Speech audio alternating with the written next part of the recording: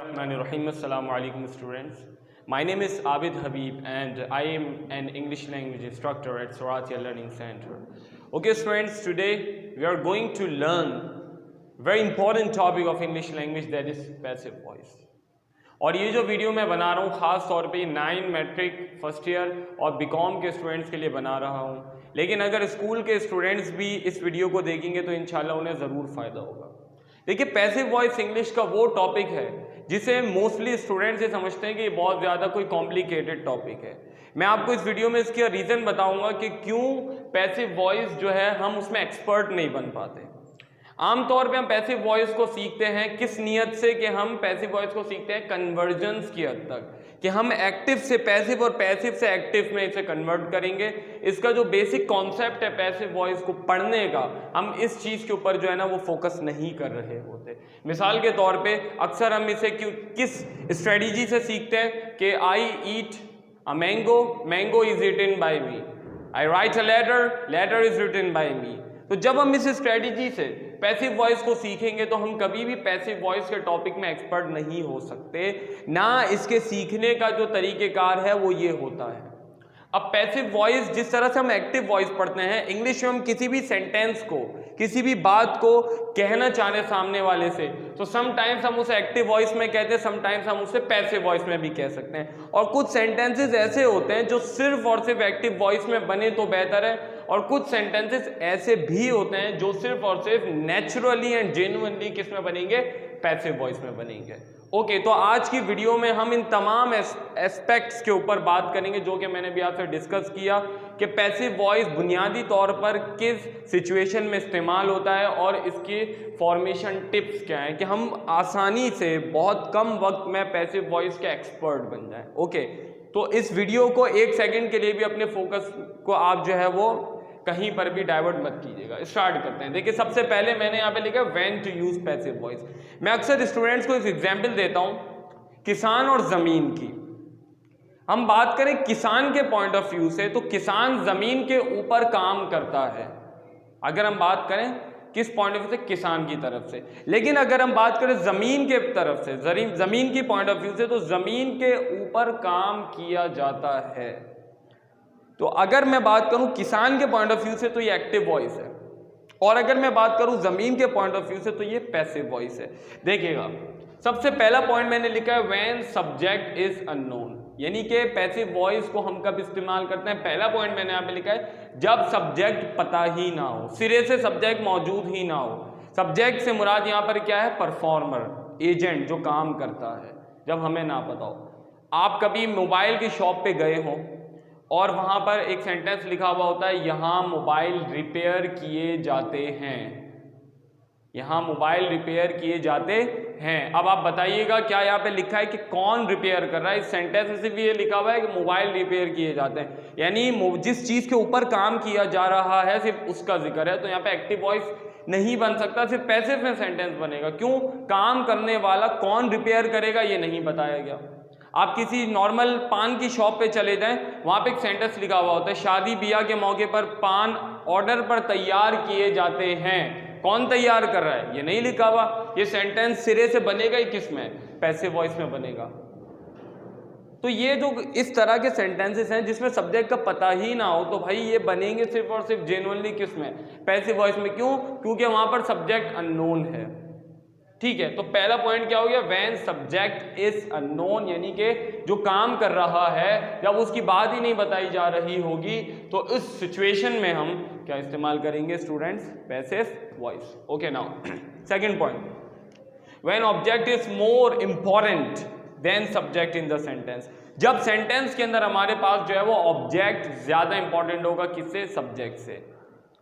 इसमें हम बहुत सारे एग्जाम्पल्स ले सकते हैं कि सर इसकी एग्जाम्पल क्या हो सकती है। यही एग्जाम्पल्स जो मैंने आपको पहले दी हैं, इसी एग्जाम्पल को मैं वापस आपके सामने पेश करूंगा कि ये जो मैंने एग्जाम्पल दी थी, यहाँ मोबाइल रिपेयर किए जाते हैं। तो यहाँ पे जो रिपेयर कर रहा है वो इतना इंपॉर्टेंट नहीं है। जो सामने वाला मोबाइल की शॉप पे जा रहा है वो किस घर से आ रहा है, वो कोई चीज़ खरीदने, मोबाइल रिपेयर करने के लिए जा रहा है, तो उसको इससे कोई लेना देना नहीं कि कौन कर रहा है, उसको इस चीज़ से लेना देना है कि क्या किया जा रहा है, और जो जिस चीज़ के ऊपर काम किया जा रहा है वो ज़्यादा इंपॉर्टेंट है।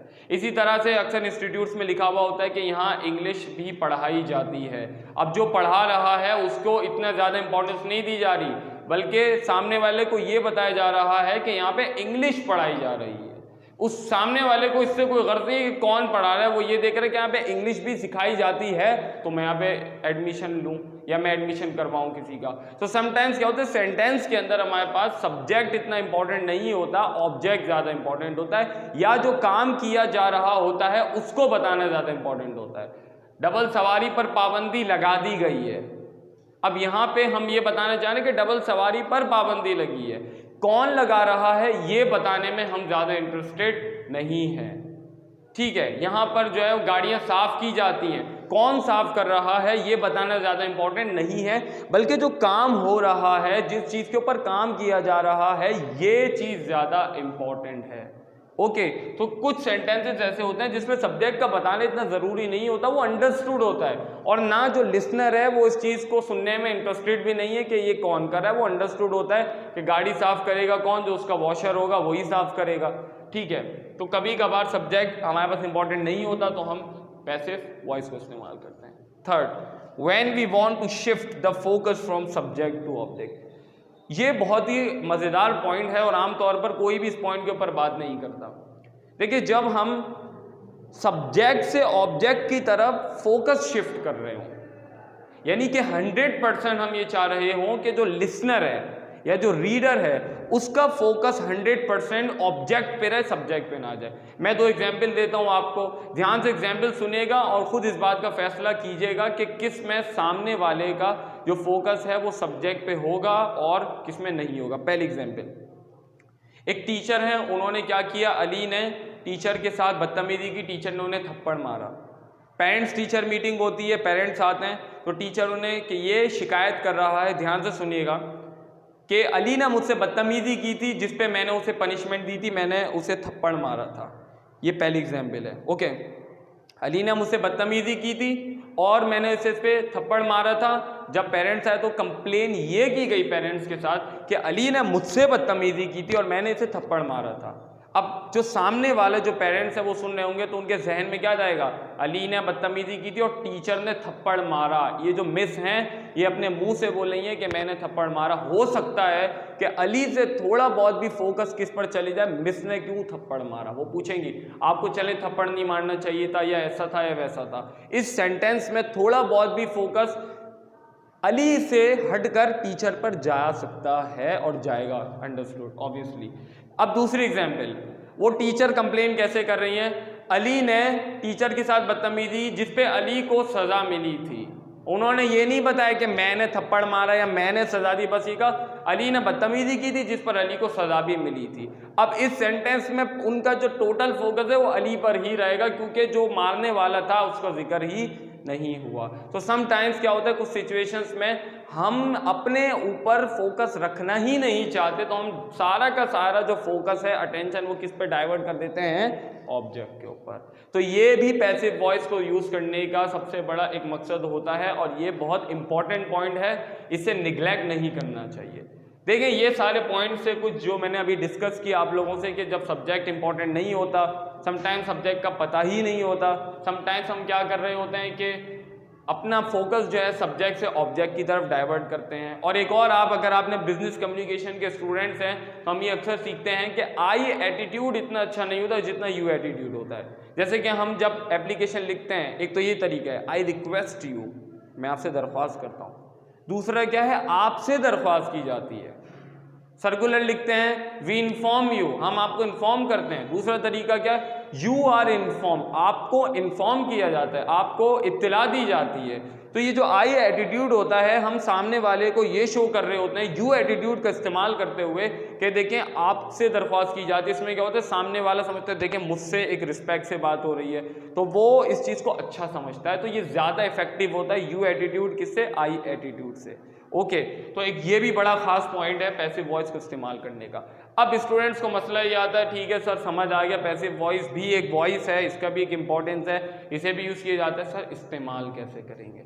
हमें तो बड़ा मसला होता है, पता नहीं कभी इज़ आ रहा होता है, क्या है, कुछ समझ नहीं आता। देखिए, बिल्कुल बेसिक फॉर्मेशन टिप्स यहाँ पे लिखी हुई हैं ये 9 और मैट्रिक के बच्चों को एमसीक्यूज में मैं कहता हूँ कि उनके मार्क्स डिडक्ट हो ही नहीं सकते। और जो बीकॉम या बीए के स्टूडेंट्स हैं जो ग्रेजुएशन लेवल पे इंग्लिश पढ़ रहे होते हैं, उनके पास भी क्वेश्चन आता है जो इस साल भी आया था पैसिव वॉइस का। अगर उनके जहन में सिर्फ ये पॉइंट्स है तो 100% उनको मार्क्स अच्छे मिल सकते हैं। ध्यान से सुनिएगा। पहला पॉइंट, फॉर्मेशन टिप्स में 3 बातें तो आपको पैसिव वॉइस में अच्छी तरह समझनी है। जब हम बात करते हैं एक्टिव वॉइस की, तो एक्टिव वॉइस में कभी फर्स्ट फॉर्म यूज हो रही होती है, कभी सेकंड फॉर्म यूज हो रही होती है, कभी आईएनजी फॉर्म यूज होती है, कभी थर्ड फॉर्म यूज होती है, कभी S E S I E S add होता है। बच्चा कंफ्यूज हो जाता है, यार कैसे इतने सारे फॉर्मूला मैं याद करूंगा, कैसे जो है मैं ये यहाँ पे डस लगेगा, ये है वो है, कौन सी फॉर्म लगाऊंगा। पैसिव वॉइस में अल्हम्दुलिल्लाह कोई टेंशन ही नहीं है, तमाम के तमाम टेंसेस में हम थर्ड फॉर्म इस्तेमाल करते हैं। ये पहला पॉइंट था फॉर्मेशन टिप्स का। The third form is used in all tenses, whether you are using the present simple, continuous, perfect, no matter, okay. The third form is used in all the tenses. This is the very important point. Third form इस्तेमाल होगी तमाम tenses में, simple हो, continuous हो, perfect हो, कोई मसला नहीं इससे। अब आ जाते हैं हम किस पे, हेल्पिंग वर्ब्स पे। बी वर्ब का इस्तेमाल होता है as a helping verb. Be verb क्या होता है sir? Is, am, are, was, were और विल बी। यहां पे डू और डस का इस्तेमाल नहीं होता, यहाँ पे डिड का इस्तेमाल नहीं होता, बल्कि यहाँ पर जो सिंपल सेंटेंसेस होते हैं, सिंपल और कंटिन्यूअस, उसमें हम किसका इस्तेमाल करते हैं? इज, एम, आर, जो कि प्रेजेंट को आइडेंटिफाई कर रहे होते हैं, वॉज, वर पास्ट को, और विल बी किसे? फ्यूचर में। तो हम बी वर्ब का इस्तेमाल करते हैं, यानी सेंटेंस में सबसे पहले ऑब्जेक्ट आएगा, ऑब्जेक्ट के बाद या तो अगर प्रेजेंट है तो इज, एम, आर में से कोई एक हेल्पिंग वर्ब लेंगे, अगर पास्ट है तो वॉज, वर में से कोई एक चीज लेंगे, और अगर फ्यूचर है तो फ्यूचर में विल बी यूज होगा। किसमें? सिंपल और कंटिन्यूअस, यानी प्रेजेंट सिंपल हो, पास्ट हो या फ्यूचर हो, या प्रेजेंट कंटिन्यूअस हो या पास्ट कंटिन्यूअस हो, ओके। अच्छा, एक और चीज, जब हम टेंसेस पढ़ रहे होते हैं तो टेंसेस में हम कहते हैं 12 टेंसेस हैं, लेकिन पैसिव वॉइस में ऐसा नहीं है। हमारे पास टोटल फैमिलीज होती हैं 4, सिंपल, कंटिन्यूअस, परफेक्ट और परफेक्ट कंटिन्यूअस। तो पैसिव वॉइस में एक आसानी ये भी आ गई आप लोगों के लिए कि जो परफेक्ट कंटिन्यूअस यानी 4th फैमिली है वो इसमें बनती ही नहीं है, वो अनयूजुअल होती है, ठीक है। तो हमारे पास जो परफेक्ट कंटिन्यूअस है वो पैसिव वॉइस के अंदर नहीं बन रहा होता। इसी तरीके से जो फ्यूचर कंटिन्यूअस का टेंस है ये भी पैसिव वॉइस में नहीं बनता। तो टोटल 4 जो हमारे पास टेंसेस हैं, जो नेचर है टेंसेस में से, वो हट जाती है, तो 8 टेंसेस बचते हैं, ठीक है। तो पहला पॉइंट क्या है बेटा यहाँ पर कि बी वर्ब इस्तेमाल होता है, प्रेजेंट होगा इज, एम, आर, पास्ट है तो वॉज और वर, और फ्यूचर है तो विल बी।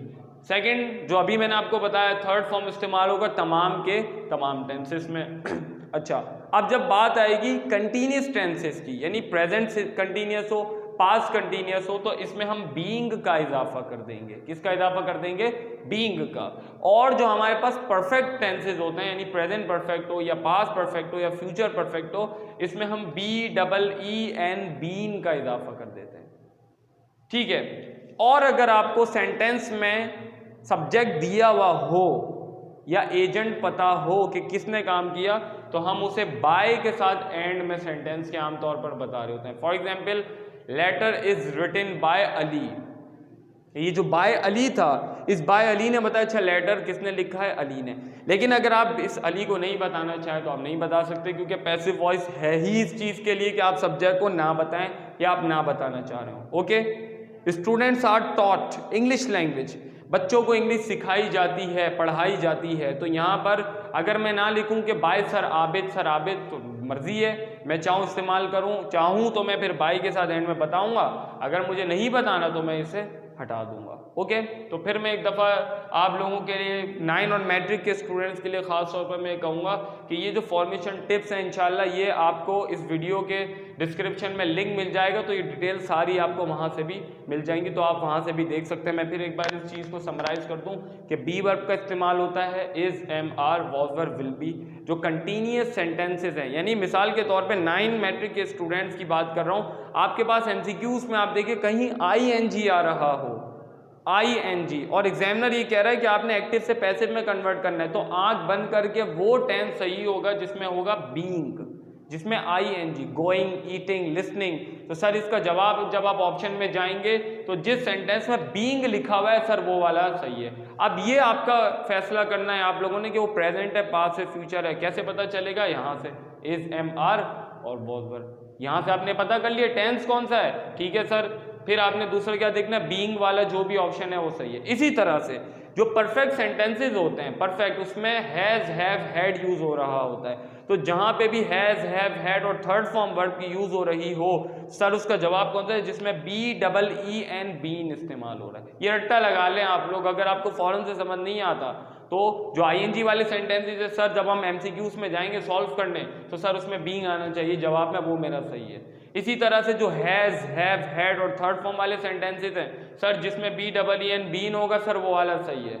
और जिसमें ये दोनों ना हो तो वो यहाँ से सॉल्व हो रहा होगा, इज, एम, आर होगा, वॉज, वर, विल बी, और कौन सी फॉर्म है? Third form. थर्ड फॉर्म तो सर तमाम टेंसेस में होगी। तो पैसिव वॉइस कोई मसला ही नहीं बना आप लोगों के लिए अगर आपने ये जो बेसिक फॉर्म्स यूज की।